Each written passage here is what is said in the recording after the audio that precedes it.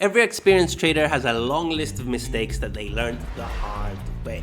But there are two kinds of trades that sit at the top of that never again list. Now I can tell you exactly what they are, but the truth is, until you feel the pain of taking them and paying the price, you probably won't stop doing it. But still, I'm gonna tell you anyway.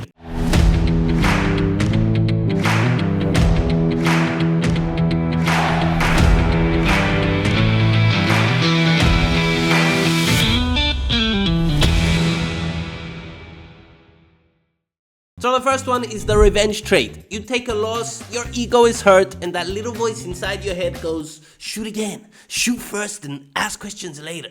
And in that moment, it kind of feels justified. But you're not trading your plan, you're trading your frustration. Now every trader goes through this phase. You think one fast trade will erase the damage, but it just stacks a worse problem on top of a bad decision. Now it's the moment where emotion pretends to be logic and you let it. Now the second one is the boredom trade. This one hits on those slow days where the market is basically a bit too quiet and your exact setup is nowhere to be found. So if you sit down and stare at the charts long enough, you suddenly find a weak setup and it starts looking tradable, good enough. So boredom trades are like opening the fridge 5 times in 10 minutes, hoping that something new has appeared. Now nothing has changed, but here you are again. Now opening the fridge comes from hunger. Now the boredom trade, that comes from wanting action, wanting to feel alive. And trading is kind of the worst place to scratch that kind of itch because it leads to more pain.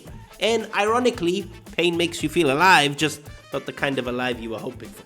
And the danger isn't even the loss that you're gonna take. It's the fact that a bad, impulsive trade drains your focus and your capital. So when the actual by-the-book setup finally shows up 3 hours later, you're not ready.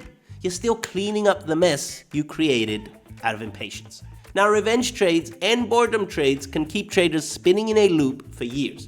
You spend more time fixing mistakes than taking clear opportunities. And eventually you learn, usually the hard way. The discipline isn't optional, it's the entry fee.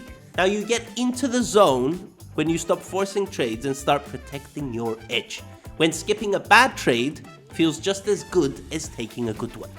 Now when you've been in this game long enough, you stop trying to trade everything. You stop trying to make something happen. And you start waiting for the moments where the odds are actually in your favor. Now you wait for the trades that you cannot justify missing. That's the difference between trading to feel active and trading to win. Now the trades you don't take matter just as much as the ones that you do. Now cut the emotional trades out and the real opportunities show themselves. Now which one hits harder, the revenge trade or the boredom trade? Let me know in the comments and I will catch you in the next one.